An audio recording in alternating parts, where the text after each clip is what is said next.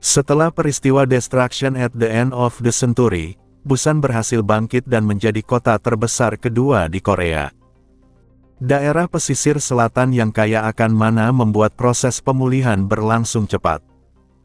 Berbeda dengan Seoul yang mengalami kehancuran besar, Busan mampu bertahan karena warganya menahan serangan monster agar tidak naik ke daratan. Karena itu, rasa bangga terhadap kampung halaman di wilayah selatan sangat kuat, begitu pula rasa kagum terhadap para player yang melindungi mereka. Ketika rombongan klub eksplorasi budaya tiba di pantai Haeundae, mereka terpesona.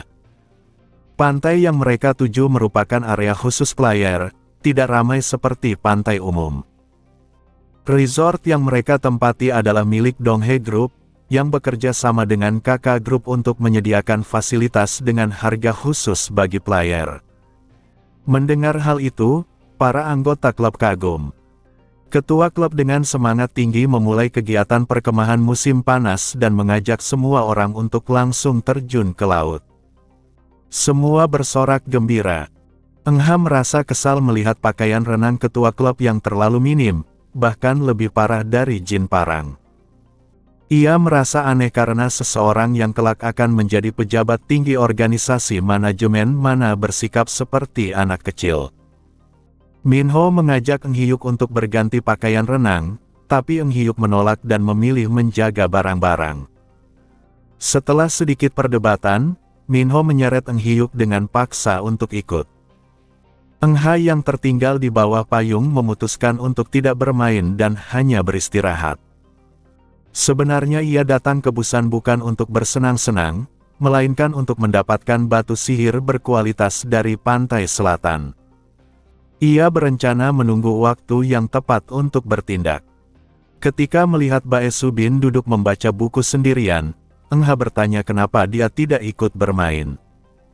Subin menjawab datar bahwa ia tidak suka bermain. Eng Ha menanggapinya dengan sinis, memancing reaksi tajam darinya.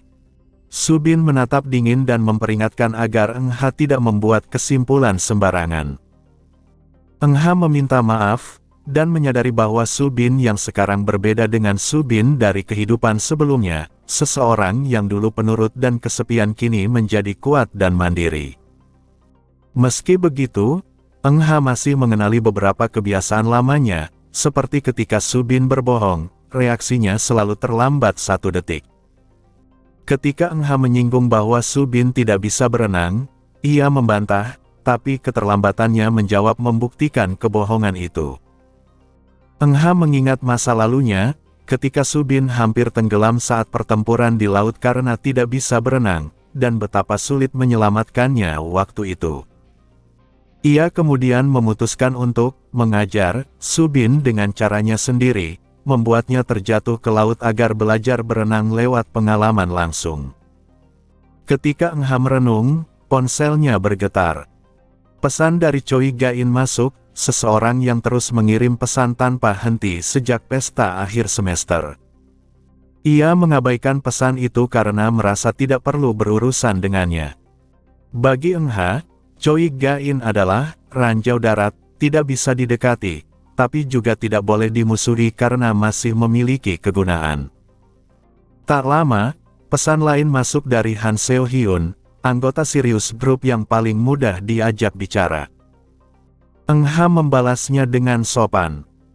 Saat ia hendak mengatur agar notifikasi pesan Choi Ga-in dibisukan, Cha Eun-woo datang menghampiri dengan pakaian rash guard hitam dan choker merah di lehernya. Ia menyampaikan permintaan Choi Ga-in agar Eng Ha menjawab pesannya. Meskipun enggan, Eng Ha akhirnya mengirim balasan singkat. Beberapa saat kemudian, Eng Ha melihat Hayang dan Seona datang mengenakan pakaian renang yang membuat semua orang terpana. Bahkan pakaian renang Min Ji terlihat biasa dibanding milik mereka. Eng Ha terdiam, hanya bisa menghela napas. Malam harinya, mereka mengadakan pesta barbecue di pantai. Semua anggota berkumpul di sekitar panggangan, tertawa dan berbagi makanan. Eng Hyuk yang sedang memanggang daging menutupi hidungnya dengan tisu karena mimisan setelah melihat Seona dengan pakaian renangnya. Eng Ha menertawakannya sampai terpingkal. Seona membela Eng Hyuk dan memarahi Eng Ha agar tidak menggoda adiknya terus. Keduanya lalu berbagi peran memanggang daging sambil sesekali saling tersenyum malu. Eng Ha hanya menatap mereka berdua dengan ekspresi datar, lalu melanjutkan makan dengan diam. Ia tahu bahwa malam Hyundai akan segera dimulai, dan ia harus menyimpan tenaga. Pantai selatan yang kaya mana selalu menarik munculnya monster kuat di malam hari. Pemerintah Busan memberikan banyak keuntungan bagi para player bukan tanpa alasan, mereka dibutuhkan untuk menahan serangan monster yang terus bermunculan dari laut, bahkan hingga kini. Sementara para pengunjung menikmati pesta, gelombang laut tampak beriak aneh. Jung Hayang, yang memiliki kepekaan tinggi terhadap mana, mulai menyadari ada sesuatu yang mendekat dari arah laut gelap. Eng Ha menenangkan dengan santai, menyuruhnya makan dan tidak khawatir. Namun dalam hati, ia tahu itu pertanda. Tepat saat itu, kembang api mulai dinyalakan. Langit malam Hyundai menyala dengan warna-warni cahaya, membuat semua orang berdecak kagum. Mereka menatap ke atas tanpa tahu bahwa cahaya lain, kilatan pertempuran, sedang menyala di sisi lain pantai, tempat para player berjuang melawan monster. Tiba-tiba, jin parang muncul dari arah belakang dengan perut kosong, baru tiba setelah perjalanan panjang. Ia marah karena makanan hampir habis, namun Eng Ha menanggapinya santai. Di balik canda tawa itu, suara pertempuran di kejauhan tak terdengar, terselimuti dentuman kembang api dan tawa para remaja. Eng Ha kemudian berdiri, mengatakan bahwa ia akan jalan-jalan. Saat Minho bertanya hendak kemana, ia hanya menjawab pendek dan pergi sendiri. Di bawah langit penuh kembang api, tak seorang pun memperhatikannya pergi. Ia melangkah ke arah pantai yang gelap, menatap lautan tempat pertempuran sedang berlangsung. Ia sadar dunia ini masih bertahan karena ada orang-orang yang berkorban tanpa diketahui siapapun.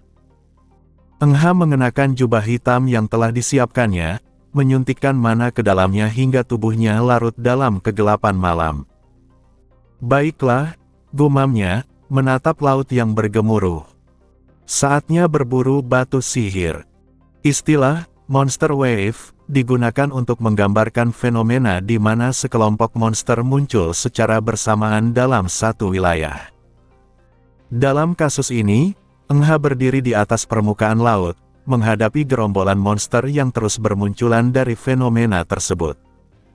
Monster yang muncul adalah Ozol, berbentuk seperti lobster raksasa berwarna merah dan biru. Ozol merah berfokus pada serangan fisik, sedangkan Ozol biru menggunakan sihir. Eng Ha menganggap Ozol biru lebih berbahaya karena kemampuan magisnya.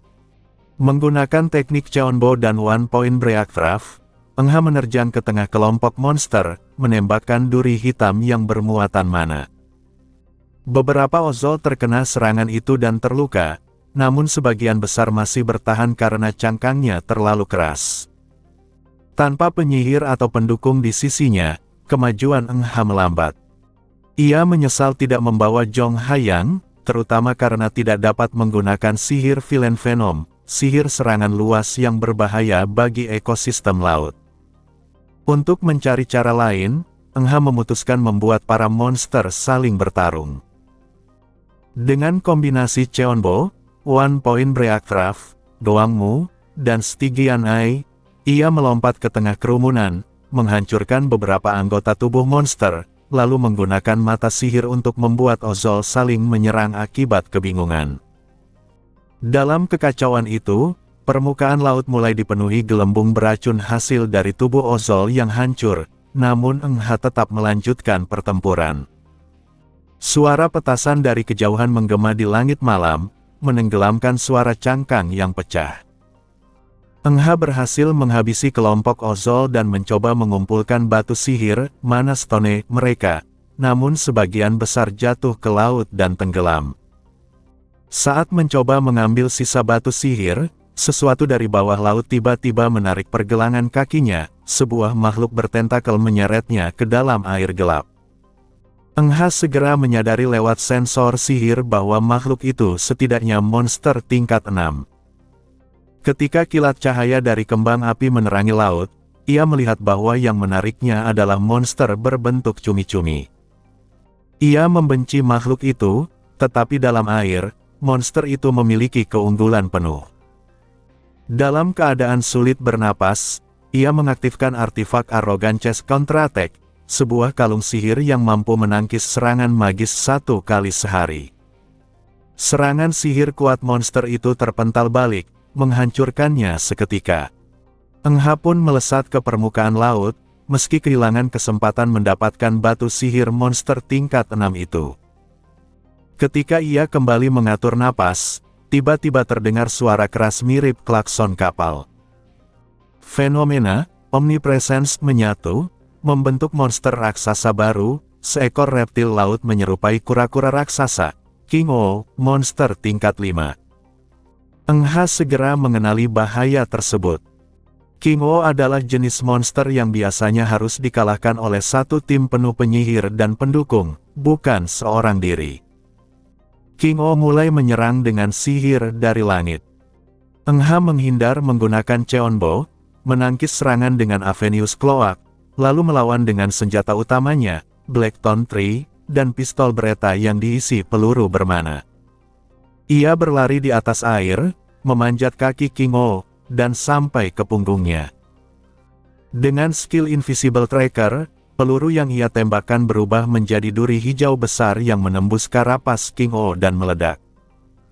Serangan terus dilanjutkan, dan ketika para pemain lain tiba di lokasi, mereka bersama-sama menyerang King O. Eng Ha menggunakan kemampuan kamuflase dari Avenus Cloak untuk menjadi tak terlihat, lalu menembak lagi dari tempat tersembunyi. 3 duri sihir terbang tepat ke arah luka King O, menyebabkan ledakan besar.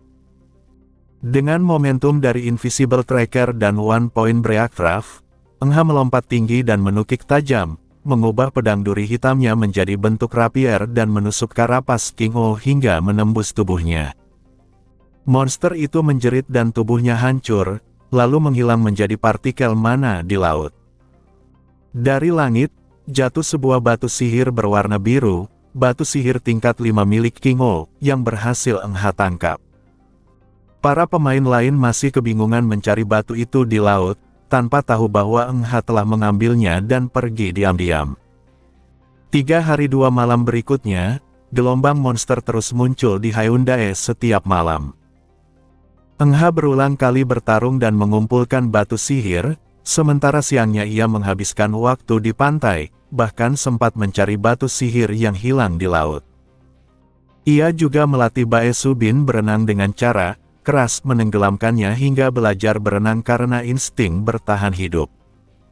Bae Subin marah dan terus mengejarnya setiap kali melihat Eng Ha selama pelatihan, membuat Eng Ha harus bersembunyi menggunakan Avenus Cloak. Akhirnya, karena kelelahan, Eng Ha memutuskan untuk tidur panjang, sementara teman-temannya mulai bercanda ingin mengganggunya.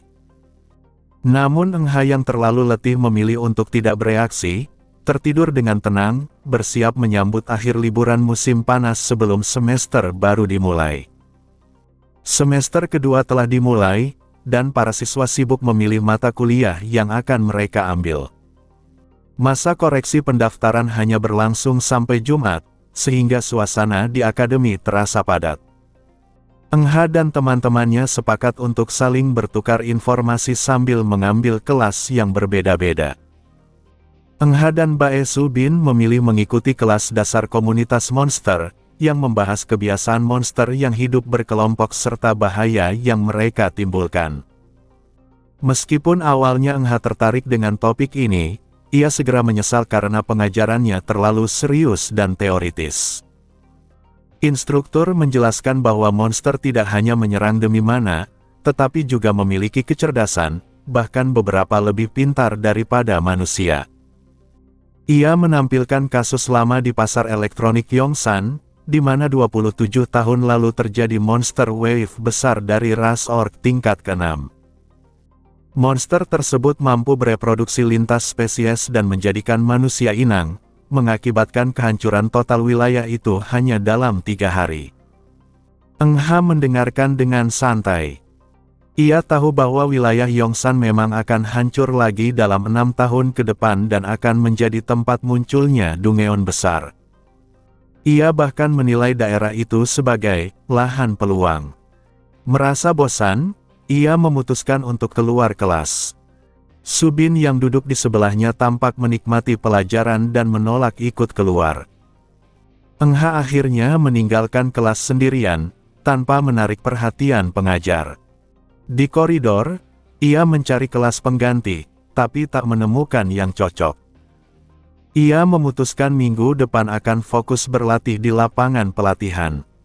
Merasa bosan, ia membuka grup obrolan dan mengirim pesan mencari siapa yang sedang bebas. Hanya beberapa yang membalas, sebagian sedang kuliah. Hanya Jung Hayang yang ternyata juga sedang tidak sibuk. Mereka sepakat bertemu dan pergi bersama untuk membeli es krim musim panas edisi terbatas dari toko Luminous Sweets. Ketika Hayang tiba, Eng Ha memperhatikan perubahan kecil pada dirinya, bibirnya merah dengan tin, wajahnya tampak dirias ringan. Ia menahan tawa kecil melihatnya. Bukan karena jelek, tetapi karena ia terlihat berusaha tampil dewasa.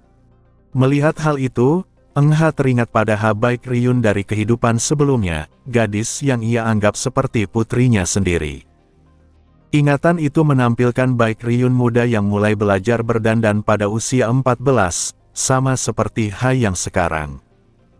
Ia mengingat bagaimana dulu memuji Baek Ryun yang bertanya apakah dirinya terlihat cantik, dan bagaimana gadis itu tumbuh menjadi wanita dewasa yang memesona.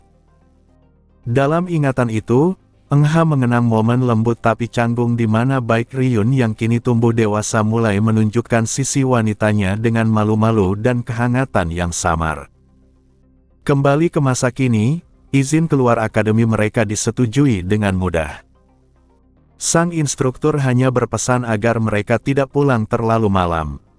Eng Ha menutup mulut instruktur dengan cepat sebelum ia membocorkan sesuatu yang tidak perlu didengar Hayang, lalu menarik gadis itu keluar. Keduanya berjalan santai menuju gerbang akademi sambil bercanda. Namun, dari kejauhan terdengar suara keras memanggil nama Eng Ha, Choi Gain, yang berlari sambil melambaikan tangan, dengan Cha Eun-woo di belakangnya tampak enggan ikut campur. Eng Ha menghela napas, tidak ingin berurusan dengan Gain. Namun sebelum ia sempat menghindar, Hayang tiba-tiba menggenggam tangannya dan berkata cepat, "Ayo lari." Ia menarik Eng Ha berlari keluar gerbang tanpa menoleh lagi. Eng Ha hanya bisa membiarkan dirinya ditarik, terkejut melihat semangat gadis itu. Hayang tampak begitu gembira bisa keluar bersama, hingga Eng Ha lupa bahwa sebelumnya ia sempat beradu pandang dengan Choi Gain. Dengan begitu, hari pertama semester baru Eng Ha berakhir bukan di ruang kelas atau ruang latihan, tetapi di bawah terik matahari, berlari menuju toko es krim bersama gadis yang tampak semakin dewasa dari hari ke hari. Ha Baek Ryun, generasi kedua dari para peri, mulai beranjak dewasa. Usianya yang kini cukup matang membuat para petinggi politik dan bisnis mulai mendesak diadakannya pernikahan demi stabilitas negara. Menteri Organisasi Manajemen Mana, Seon-woo Hwaryong, yang juga pemimpin kursi ketiga dari kelompok, Narak, berbicara dengan nada manipulatif kepada Baek Ryun. Ia menyebut bahwa demi bangsa, sang peri harus menikah, bahkan membandingkannya dengan Lim Gael yang disebutnya, wanita jahat karena diturunkan dari tahta dan dipermalukan. Baek Ryun menegur agar menteri itu tidak menghina Gael, namun Hwaryong terus berbicara dengan merendahkan, mengatakan bahwa di dunia pasca kehancuran, tidak ada hukum yang melarang pria memiliki banyak istri. Ia bahkan menyinggung tentang eksperimen kejam yang dilakukan Tiongkok terhadap orang tua Hang A dan tentang Juliet Miron di Italia, menyiratkan bahwa jika Baek Ryun mau melahirkan keturunan berbakat, rakyat akan mendukung. Baek Ryun dengan tegas menolak gagasan itu.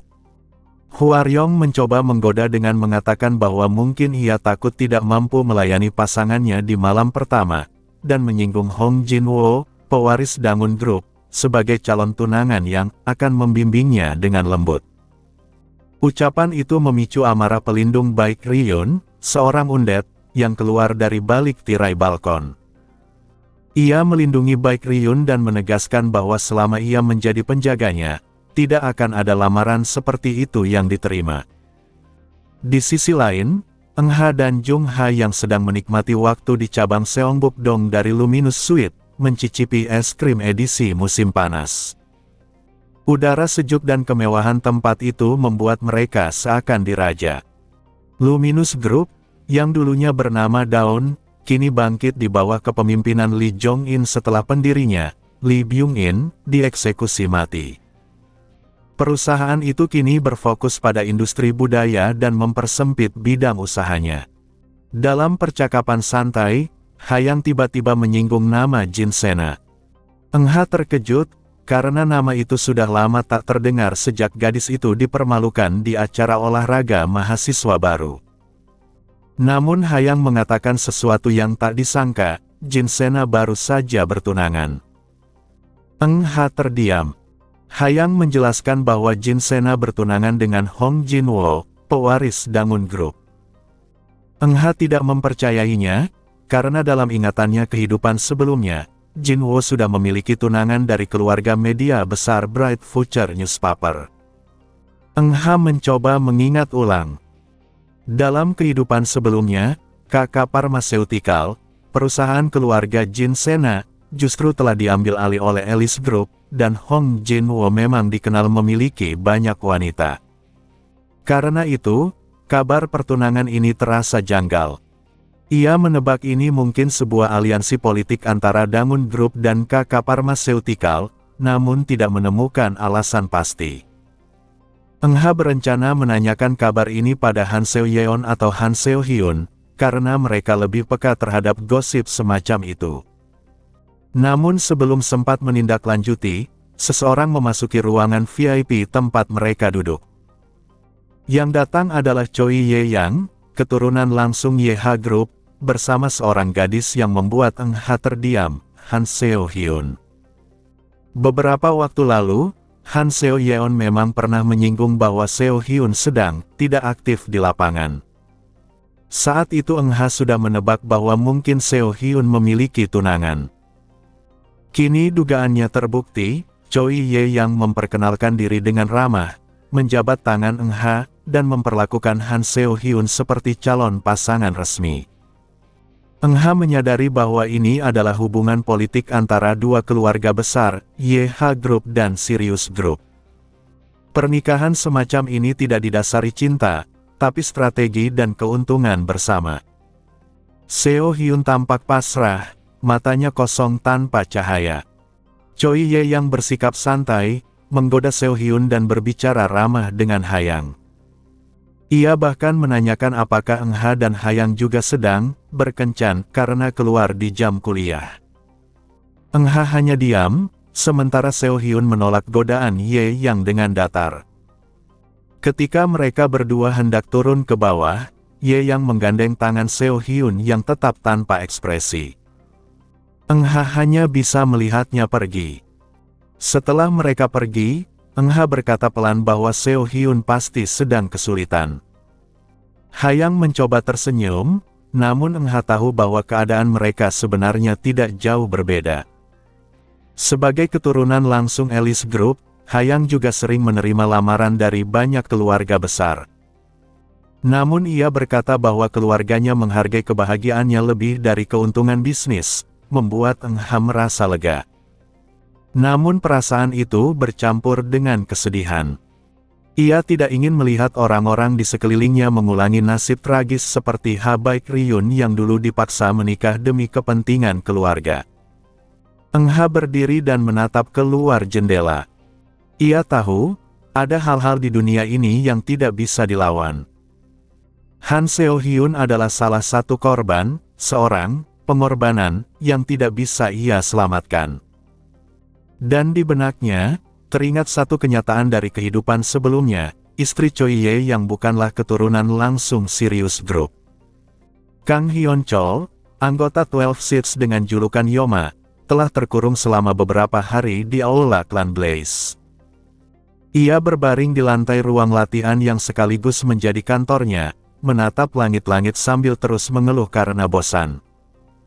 Pada awalnya ia mengira masa karantina ini bisa digunakannya untuk berlatih, namun setelah 5 hari, tidak satu pun latihan yang berhasil ia lakukan.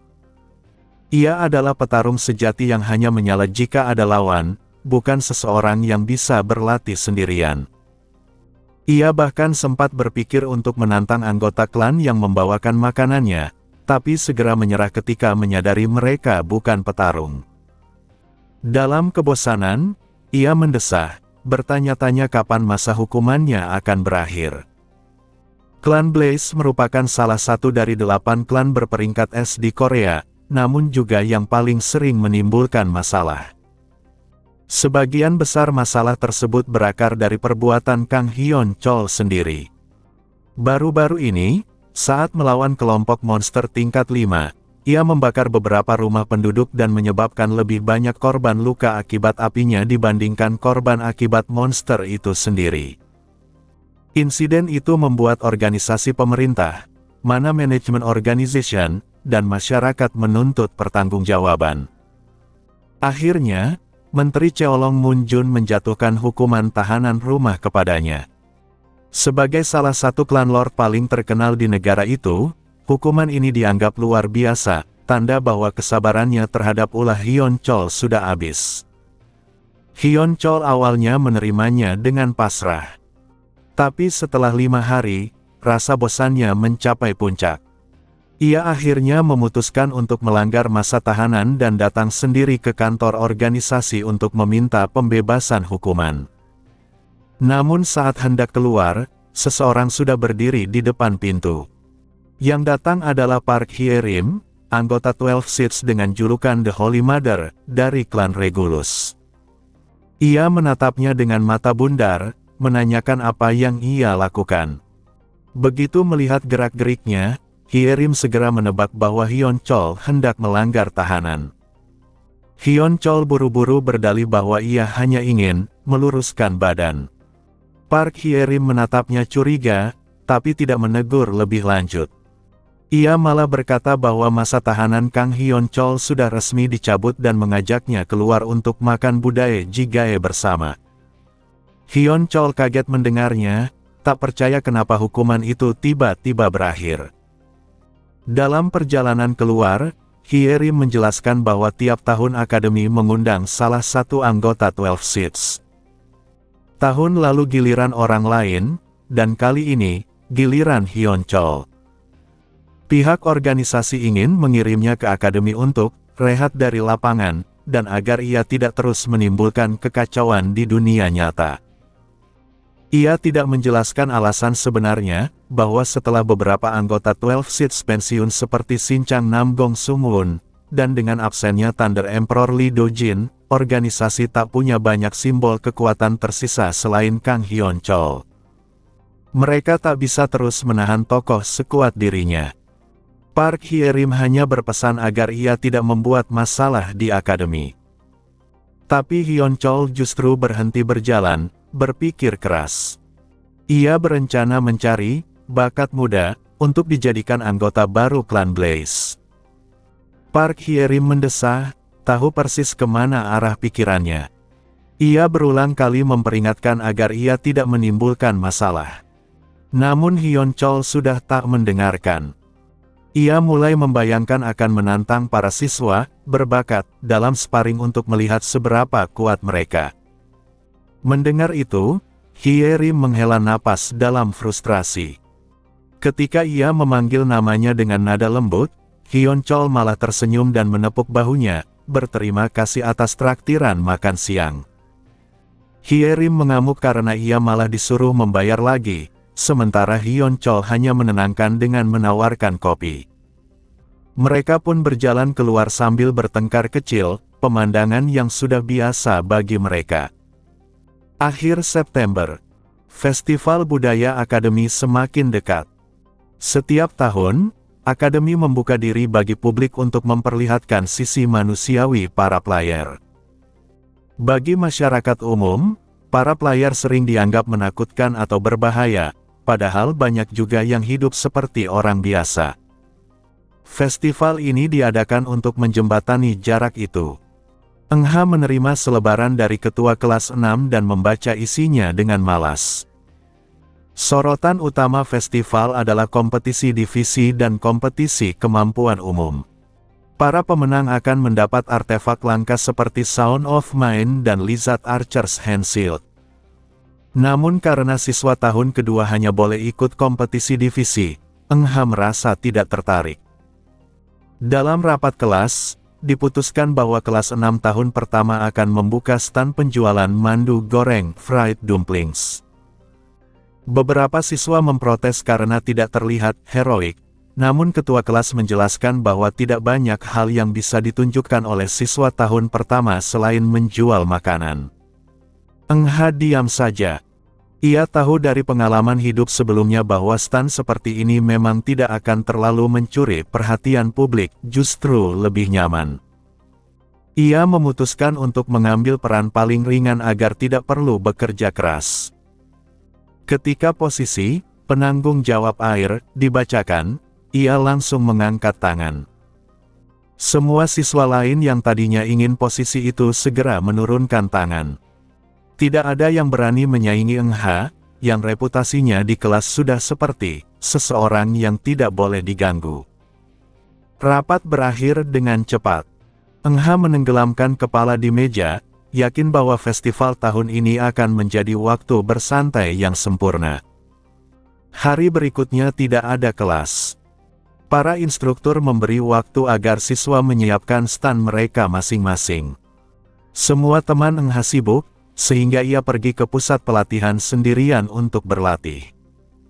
Ia berniat menciptakan sihir baru, bukan untuk menyerang, melainkan untuk melindungi diri. Saat latihan musim panas lalu, ia menyadari bahwa kekuatan membunuh monster tidak selalu berguna untuk bertahan hidup. Ia membutuhkan sihir pertahanan yang tidak menguras mana terlalu banyak, mungkin semacam counter magic, yang memantulkan serangan musuh. Sambil memegang kalung dengan batu permata merah di tengah, ia mencoba mengingat sensasi saat memakai artefak Arrogant Chest Counter Attack. Ia mulai merancang bentuk sihir baru di pikirannya. Namun tiba-tiba, udara di sekitarnya berubah panas. Sebuah lidah api besar meledak dari arah depan. Eng Ha segera membalik badan dan memunculkan penghalang, tapi gelombang panas terlalu cepat datang. Ia menahan napas, mengerang, dan menatap ke balik api yang berkobar. Siluet besar tampak di balik asap. Ia memperluas jangkauan deteksi, bukan monster, tapi manusia. Tepatnya, sesuatu yang tampak seperti manusia. Dan dari balik kobaran itu muncul sosok dengan rambut kusut dan aura api yang luar biasa kuat. Sudah lama. Masih ingat aku? Eng Ha memandangnya tajam. Yang berdiri di depannya adalah Kang Hyun Chol, 12 Seat Yoma, yang baru saja bebas dari masa tahanan. Eng Ha langsung berteriak, "Siapa kau?" Hyun Chol tersenyum lebar dan menjawab santai, "Hah, kau lupa Choco Pie?" Eng Ha menatapnya kosong. Ia sama sekali tidak ingat, dan bahkan jika pernah, ia tak ingin mengingat seseorang seperti itu. Dalam pikirannya, pertemuan itu hanya berarti satu hal, hari yang tenang di akademi baru saja berakhir. Kang Hyun Chol, yang dikenal dengan julukan Yoma Iblis Api, adalah seorang pemain gila pertarungan. Dalam kehidupan sebelumnya, ia selalu menantang siapapun yang terkenal di dunia pemain, tanpa peduli tempat atau situasi. Bahkan ketika lawannya menolak, ia tetap memaksa bertarung dengan penuh gairah. Karena itulah, banyak pemain mengenalnya sebagai orang sinting yang haus perkelahian. Suatu waktu di kehidupan lalu, ia menantang No Eng Ha, yang mulai dikenal dengan julukan Undead. Bahkan ketika mereka bertemu di Blue House, Hyun Chol langsung mengayunkan pedangnya tanpa alasan. Eng Ha menanggapinya dengan dingin dan defensif. Ia tidak memulai permusuhan, tapi bila diserang, ia akan membalas setimpal. Bagi Hyeonchol, hal itu justru semakin membakar semangatnya. Ia menganggap perlawanan Engha sebagai bahan bakar untuk bertarung lebih keras. Tubuhnya yang dilingkupi api membuatnya tampak seperti raksasa berapi, dan dari sanalah nama Yoma berasal. Dalam semua pertarungan mereka, Engha tidak pernah menang, tetapi berkat Berserk, ia mampu bertahan menghadapi orang sekuat Hyeonchol, salah satu dari 3 terkuat di Korea. Di masa kini, Hyeonchol muncul kembali di hadapan Engha. Pertemuan itu terjadi secara mendadak, dan tanpa basa-basi, Hyeonchol langsung menyerang sambil membungkus pedangnya dengan api. Engha menangkis serangan itu dengan Blackthorn Tree, tetapi terdesak dan terlempar. Tubuhnya belum dewasa sepenuhnya, dan perbedaan kekuatan mereka jelas terasa. Ia segera bangkit dan menggunakan teknik Cheonbo untuk melompat menjauh dari kobaran api. Api menyelimuti tempat ia berdiri beberapa detik sebelumnya. Saat Engha mencoba menjauh, Hyeonchol terus berbicara seolah mereka adalah kenalan lama, bahkan memanggilnya Choco Pai. Engha menolak, menegaskan bahwa ia salah orang. Namun Hyeonchol semakin penasaran dan terus mendekat, sambil menebak bahwa Engha adalah adik dari seseorang yang ia kenal. Engha baru menyadari bahwa Hyeonchol datang ke akademi sebagai bagian dari program kunjungan para pemain aktif untuk memberi kuliah kepada siswa tingkat akhir. Ia juga termasuk dalam The 12 Seeds, jajaran 12 pemain terkuat dunia. Namun, bagi Engha, kehadiran pria itu hanya berarti masalah. Ia berniat menghindar agar tidak menarik perhatian. Tapi ketika ia berbalik hendak pergi, lantai di depannya tiba-tiba terbakar. Hyeonchol tidak membiarkannya pergi. Ia ingin bertarung. Api menjalar cepat, mengurung mereka berdua dalam kobaran panas. Engha memasang penghalang untuk menahan suhu ekstrim. Namun Hyeonchol hanya tersenyum, memancingnya agar melawan sungguh-sungguh. Engha menyebutnya orang gila, dan Hyeonchol tertawa, tidak tersinggung sedikit pun. Ia malah memperkenalkan diri secara berlebihan dan memanggil Engha, anak Choco Pai, karena tidak mau menyebut namanya. Engha kesal tapi tetap menjaga jarak. Ia tahu Hyeonchol tidak akan benar-benar membunuh siswa akademi, karena itu akan melanggar aturan besar. Namun ketika Hyeonchol mengayunkan pedang besarnya, api meledak ke segala arah. Engha akhirnya memutuskan untuk melawan. Ia menyalurkan mana dan menyerang menggunakan kombinasi Cheonbo dan Gwanmu, menebas dengan Blackthorn Tree secara bertubi-tubi. Kang Hyeonchol menangkis dengan pedang raksasanya. Ia tidak melawan sepenuhnya, hanya menilai kemampuan Engha. Hal itu membuat Engha semakin marah. Ia benci dilihat seperti objek eksperimen. Maka ia menambah intensitas serangan, membuat tubuhnya bergerak cepat dan liar, seperti bayangan hitam yang menghujani serangan. Pertempuran berlangsung sengit. Suara logam dan nyala api memenuhi udara. Untuk sesaat, Hyeonchol bahkan mengakui bahwa kontrol sihir Engha telah berkembang. Ia bisa menggunakan advance control teknik, mengendalikan mana secara presisi. Namun api Hyeonchol semakin membara. Ia seperti kehilangan kendali. Engha tahu jika pertarungan terus berlanjut, pria itu akan masuk ke mode berbahaya. Maka ia mempercepat serangan, berharap bisa menjatuhkannya sebelum titik itu tercapai. Engha menembakkan sihir revolver Blackthorn dan menggunakan teknik Invisible Tracker untuk menandai posisi lawan. Hyeonchol awalnya menangkis, tapi saat asap tebal memenuhi area, Engha memanfaatkan kebutaannya untuk menyerang balik. Ia menghindari ledakan api dengan lompatan cepat, lalu menembakkan duri-duri hitam ke titik yang ditandai.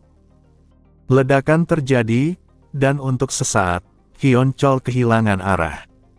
Engha menyiapkan teknik One Point Breakthrough, memusatkan seluruh kekuatan pada satu serangan yang diarahkan seperti bor ke posisi musuh.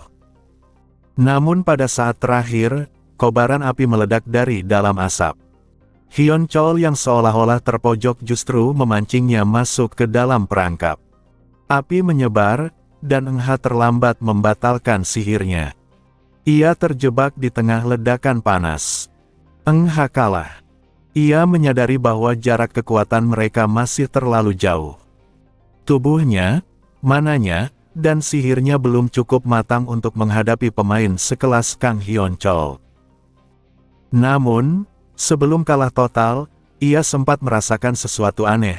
Sihir Vengeful Spirit yang ia lepaskan secara naluriah sempat memantulkan sebagian serangan api Hyun Chol kembali padanya, seperti counter magic alami.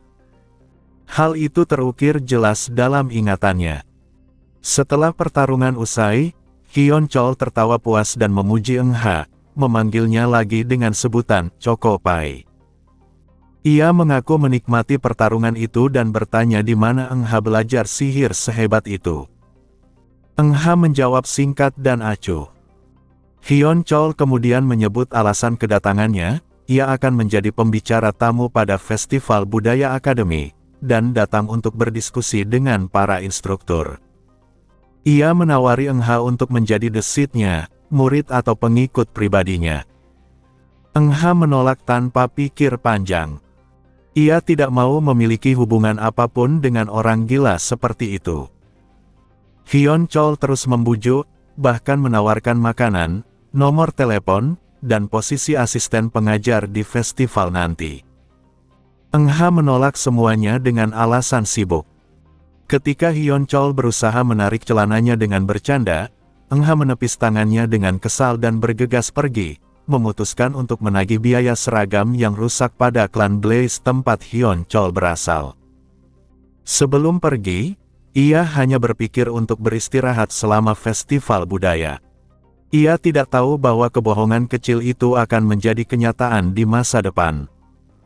Hari pertama Festival Budaya Akademi dimulai. Festival itu berlangsung selama 5 hari, sehingga banyak orang dari luar datang berkunjung. Seluruh area akademi dipenuhi keramaian pengunjung dan tenda-tenda berbagai kelas. Di dekat gerbang masuk, stan milik kelas 1 tahun pertama sudah dipenuhi orang sejak pagi. Mereka menjual ubi panggang dan kastanye bakar menggunakan sihir. Selamat datang di stan Festival Budaya kelas 1 tahun pertama. Kami memanggang ubi dengan panas mana. Ramah lingkungan dan lezat. Seru para siswa. Bahkan minuman cider yang mereka jual juga diberi infus mana. Meski rasanya tak jauh beda dari makanan biasa, pengunjung dari luar yang penasaran dengan penggunaan sihir mau membayar mahal hanya untuk mencoba. Sementara itu, stan kelas 6 tahun pertama juga tidak kalah ramai. Eng Ha bekerja tanpa henti memanggang pangsit goreng di atas pelat besi panas. Bunyi letupan minyak terdengar setiap kali adonan beku menyentuh permukaan logam, tapi Eng Ha sudah terbiasa dengan percikan panas itu. Ia sebenarnya tidak seharusnya bertugas memanggang, perannya hanya membagikan air untuk para pekerja stan. Namun karena kekurangan tenaga, ia terpaksa menggantikan posisi juru masak. Meski ingin berhenti dan kabur, ia tak bisa melakukannya karena guru kelas mengawasinya dari belakang. Teriakan pelanggan datang silih berganti, memesan porsi tambahan. Selamat datang. Cicipi pangsit goreng buatan No Eng Ha, siswa baru akademi menengah.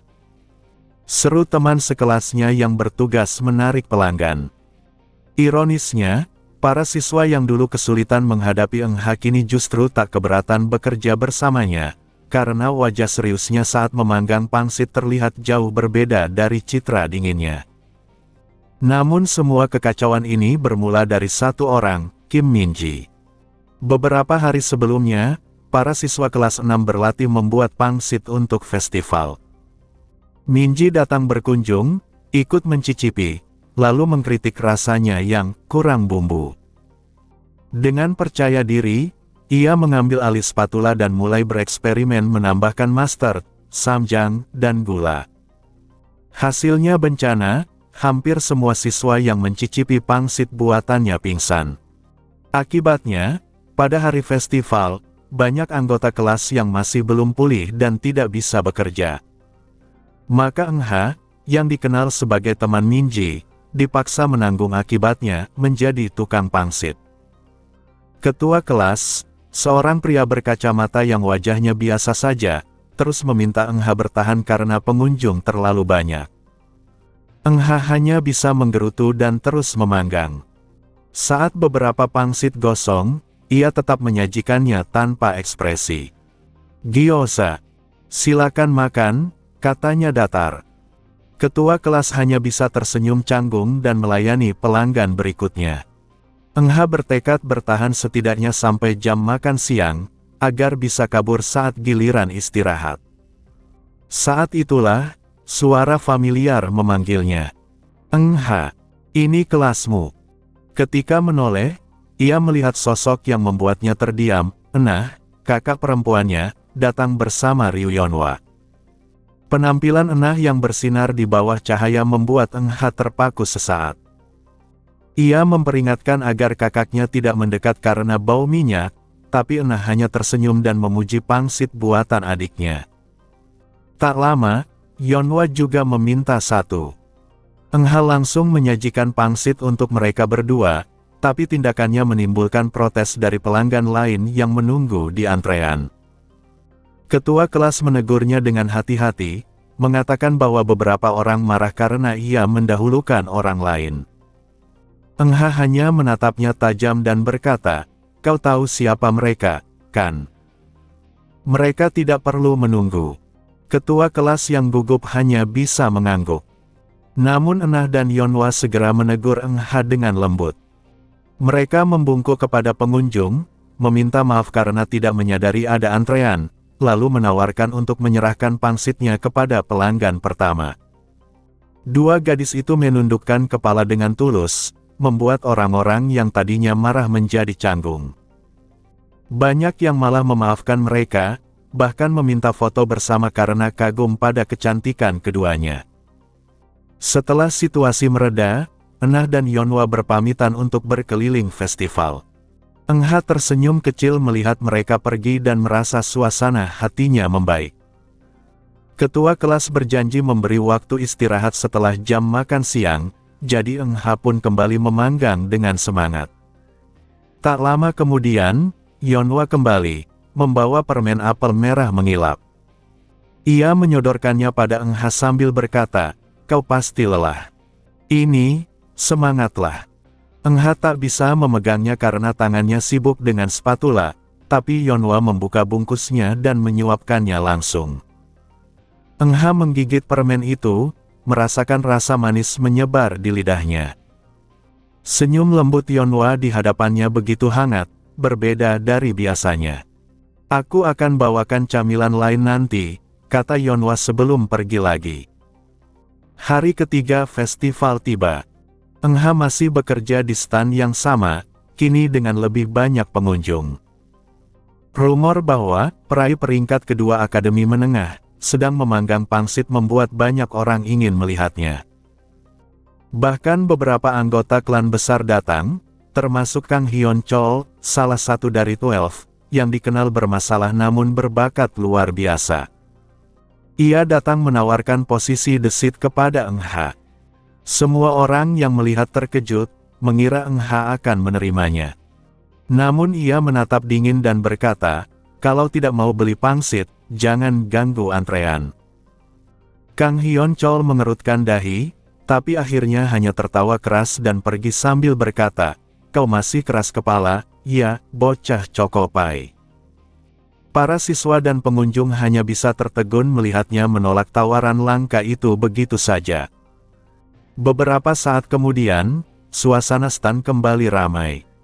Seseorang baru datang, Han Seo Hyun, keturunan langsung Sirius Group. Ia berjalan sendirian tanpa pengawal, mengenakan riasan ringan dan aura dingin seperti bulan di malam hari.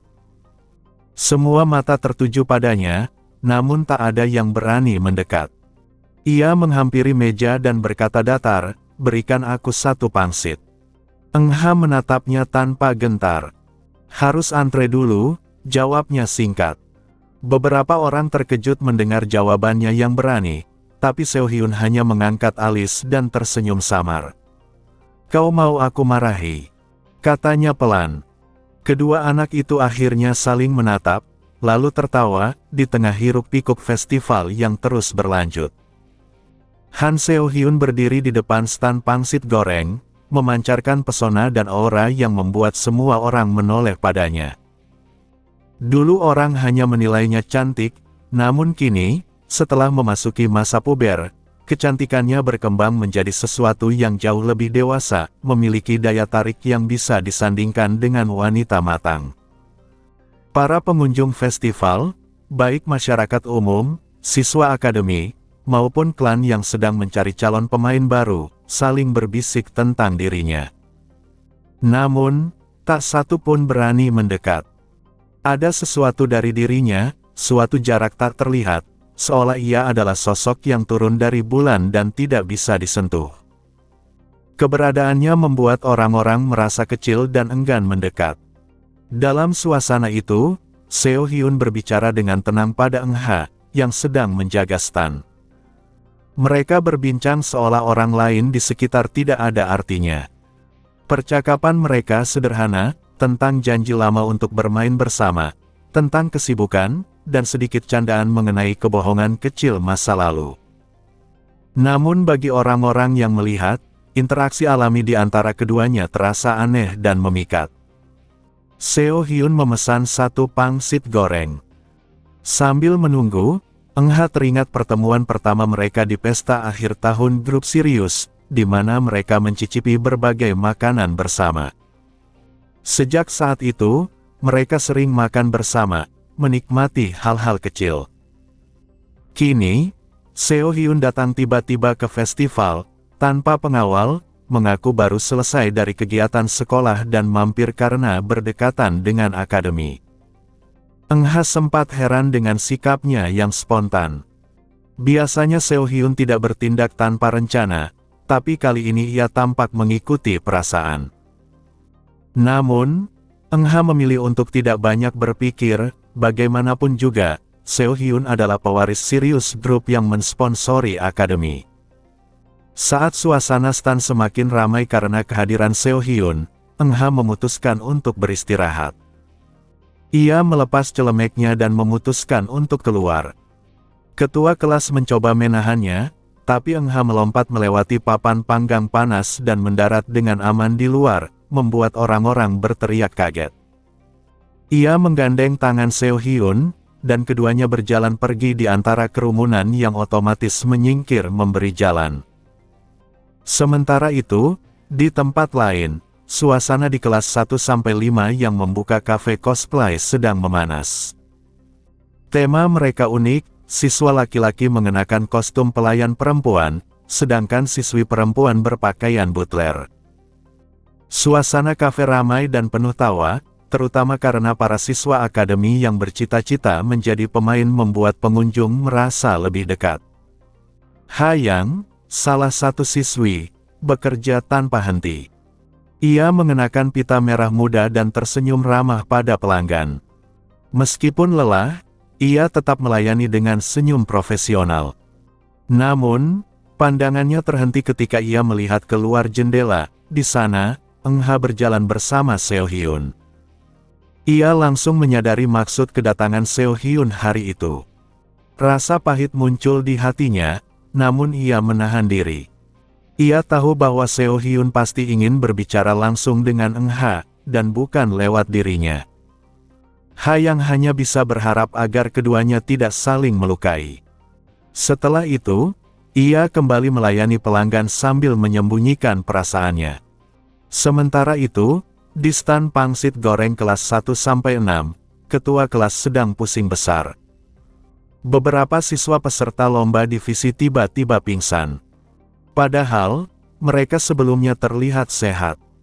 Setelah diselidiki, ternyata mereka jatuh sakit setelah makan di kafe cosplay milik kelas 1-5, lebih tepatnya, setelah memakan makanan yang dibuat oleh Kim Min-ji. Rumor pun menyebar, mengatakan bahwa makanan buatan Min-ji terlalu enak sampai membuat orang pingsan, atau bahkan bahwa ia sengaja melakukannya untuk memenangkan kompetisi divisi antar kelas. Ketua kelas frustasi, Bud Pangsit Goreng sudah sibuk, sementara tim untuk lomba kini kekurangan peserta. Ia mencoba mencari solusi, dan teringat seseorang, Eng Ha. Meskipun tidak bercita-cita menjadi hunter, Eng Ha memiliki kemampuan yang setara, bahkan pernah menang telak di pesta akhir semester. Ketua kelas sadar bahwa hanya Eng Ha yang bisa menyelamatkan situasi. Ia lalu memerintahkan semua orang untuk segera mencari No Eng Ha, berharap ia mau ikut menggantikan siswa yang pingsan. Festival budaya hari ketiga pun terus berlangsung dengan hiruk-pikuk, sementara di balik keriuhan itu, benang-benang takdir antara Seo Hyun, Eng Ha, dan orang-orang di sekitarnya perlahan mulai tertarik menuju sesuatu yang lebih besar. Festival Budaya Akademi sedang berlangsung meriah, dan lautan manusia memenuhi area acara. Eng Ha berjalan di antara kerumunan sambil menggenggam erat tangan Han Seo Hyun agar tidak terpisah. Seo Hyun yang tampak santai sedang menikmati coklat pisang, sementara Eng Ha terus memperhatikannya agar tidak terseret arus orang. Saat Eng Ha mengulurkan tangan, Seo Hyun salah paham dan justru menyodorkan coklat pisang itu ke mulutnya. Eng Ha menggigit sedikit dan menjelaskan bahwa ia meminta tangannya, bukan makanannya. Setelah paham, Seo Hyun pun menggenggam tangan Eng Ha. Di sela keramaian, Seo Hyun mulai berbicara dengan nada lembut, menanyakan apakah Eng Ha masih mengingat hari pertama mereka bertemu. Awalnya Eng Ha lupa, namun kemudian ia teringat, itu adalah malam bertahun-tahun lalu, di bawah sinar bulan, ketika mereka pertama kali benar-benar berbicara dan tertawa. Saat itu, mereka berdua masih polos, tanpa mengetahui latar belakang satu sama lain. Kini, meski hubungan mereka dekat, ada jarak tipis yang tak bisa dilewati, status, tanggung jawab, dan dunia yang berbeda. Seo Hyun menyadarinya, dan Eng Ha pun tahu bahwa meski mereka dapat melangkah lebih dekat, ada batas yang sebaiknya tidak dilanggar. Setelah itu, Eng Ha berjanji akan mengajak Seo Hyun berkeliling akademi. Mereka berjalan bergandengan, mengunjungi berbagai stan permainan. Di stan lempar balon air, Seo Hyun tanpa ragu melempar ke Jim Parang dengan lemparan tajam yang mengejutkan banyak orang. Eng Ha tertawa kecil melihat keahliannya, namun Seo Hyun menggoda balik, mengatakan bahwa anak-anak sepertinya diajari sejak kecil sudut terbaik untuk membuat lemparan terasa sakit. Candaan itu membuat suasana di antara mereka terasa hangat dan ringan. Ketika berjalan berdampingan lagi, Eng Ha menatap wajah Seo Hyun dan mendadak mengalihkan pandangan, matanya terlalu jernih, seolah bisa melihat sampai ke dalam dirinya. Seo Hyun menggoda, menanyakan apakah ia kalah dalam adu pandang. Eng Ha menjawab lembut bahwa kedewasaan diukur bukan dari usia, melainkan dari seberapa tenang seseorang memandang dunia. Kata-kata itu membuat Seo Hyun tersenyum, sedikit kesal tapi juga tersentuh. Mereka terus berjalan, mengunjungi stan milik Yeon Nam Hoon dan Yobi, melihat teman yang berdandan seperti hantu, dan menyapa Shin Seo Yang yang tampak bahagia. Seo Hyun tampak menikmati setiap tempat yang mereka datangi, bahkan hal-hal sederhana terasa baru baginya. Namun, suasana berubah saat Eng Ha melihat sosok berambut merah, Kang Hyun Chol dari 12 Seeds Yoma, bersama Park Hye Rim dari The Holy Mother. Eng Ha langsung menarik tangan Seo Hyun dan berlari, menghindari pertemuan yang bisa berakhir kacau. Kang Hyun Chol memanggilnya keras-keras, menyebutnya Choco Pie Kid, sementara orang-orang di sekitar berteriak histeris, mengira itu aksi panggung. Setelah berhasil lolos dari kerumunan, Seo Hyun tampak kesal karena kakinya sakit akibat berlari memakai sepatu hak. Eng Ha menyesal dan mengajaknya duduk di bangku taman yang sepi, jauh dari pusat festival. Ia menawarkan untuk memijat kaki Seo Hyun, tapi gadis itu menolak halus. Keduanya lalu berbincang ringan. Eng Ha menunjukkan jalan setapak yang sering ia lewati saat berlatih di pagi hari, dan Seo Hyun mendengarkan dengan antusias. Ia mengaku kehidupan Akademi Eng Ha terdengar menyenangkan.